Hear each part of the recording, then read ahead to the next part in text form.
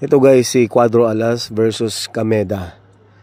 Ito si Cuadro Alas, dati fan ako nito eh. Kaya lang ewan ko ba kung bakit simula nung na-realize ko na sobrang yabang nito, nawalan ako ng gana. Dahil sa sobrang, alam mo yung madaldal. Hindi kagaya ni Manny Pacquiao na talagang kapag lumalaban yan, hindi mo lang siya nagsasalita ng kahit ano.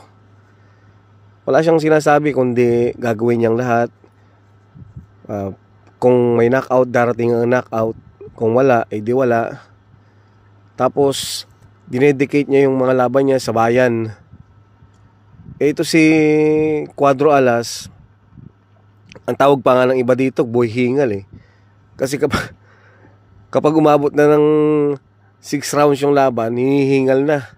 Minsan sumusuka na yata ng dugo. Tapos ang yabang pa nito, bago itong laban nito, sinabi niya na 30 seconds lang daw, ipusta na daw yung, basta pumusta na daw ng malaki para paldo-paldo na. Ay, tingnan niyo yung ginagawa sa kanya dito. Tapos sasabihin pa ng mga fans, at kahit siguro si Casimero sasabihin niya na wala daw ginawa itong kalaban niya kundi tumakbo. Hindi po yan takbo. Teknik niya yan, siyempre teknik niya yan para makaiwas sa mga bira ni Casimero. Kasi talagang ito si Casimero, malakas naman talaga yan eh. Natural, teteknikan niya yan. Hindi pwede yung bara-bara dyan. At saka ikaw bilang boksingero ka, kailangan, dapat alam mo na yan. Dapat alam mo na sa isip mo na baka tumakbo yung kalaban ko. Kaya dapat may plano ka na doon. Kaya nga meron kayong training eh. Biro mo ito si Kameda, Class A lang to. Tinalo na ito ni Luis Nery. Ni-knockout pa nga ito ni Luis Nery eh. Tapos itong Luis Nery, ni-knockout ni Naoya Inoue. Pero hindi mo pwedeng sabihin na mahinang nilalang. Ang sinasabi kasi ng mga fans ni Casimero, mahinang nilalang yung mga nakakalaban ni Naoya. Hindi yun mahinang nilalang kasi nga si Luis Nery, pinadapa niya si Naoya Inoue. Pero dahil malakas nga si Naoya Inoue, tinalo pa rin ni Naoya itong si Luis Nery by technical knockout.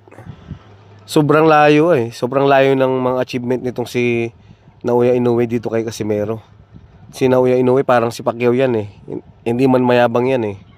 Tingnan niyo yung itsura ni as yung 30 seconds na patutulugin mo si Kameda.